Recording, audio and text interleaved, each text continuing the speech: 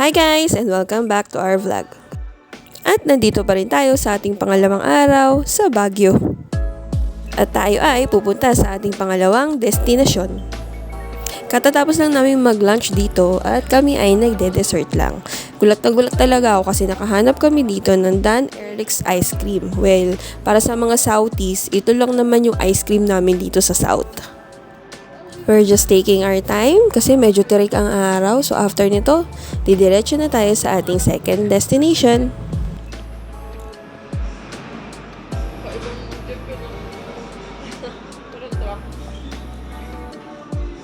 Papanggap na dito. Nakagaw. Okay. Para ano yung kinain ko.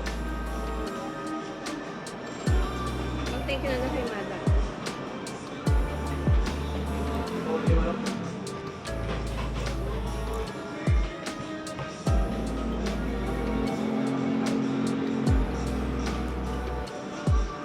Sakto yung babi natin, wala na yung buko eh.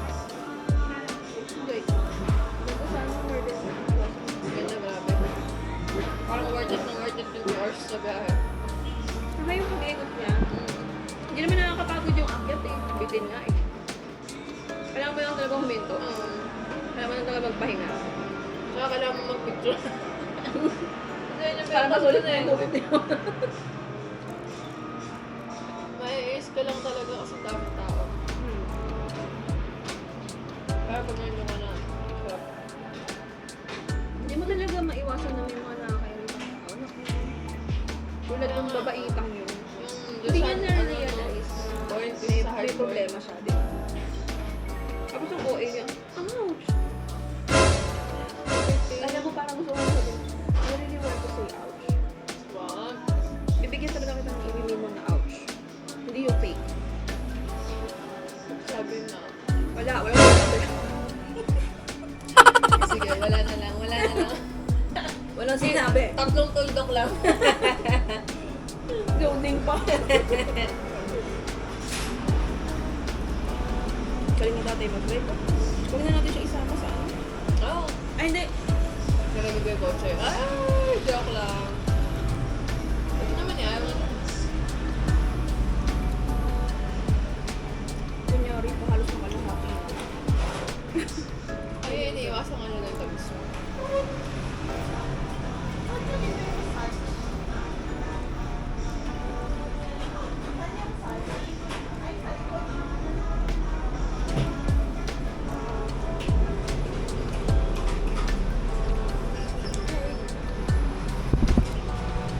One hour later.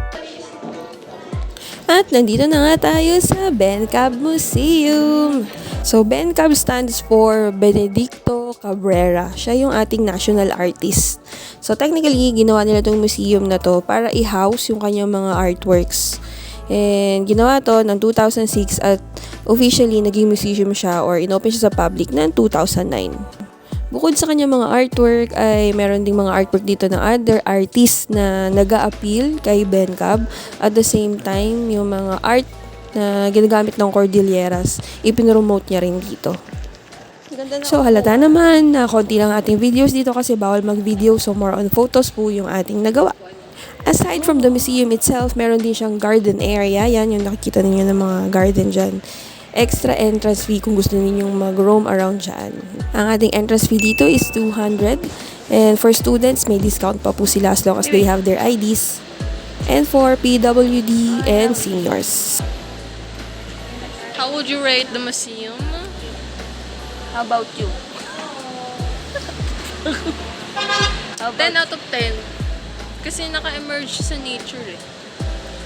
Or like, nagmukhang part siya ng nature. Pero, Ganun. ano mas maganda? Pinto. Kahit mainit sa pinto. Hindi mo yung sabihin. Mainit sa pinto.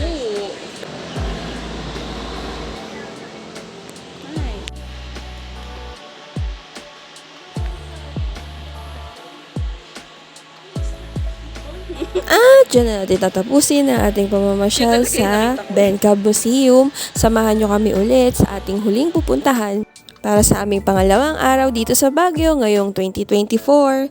Salamat sa oras nyo. Bye!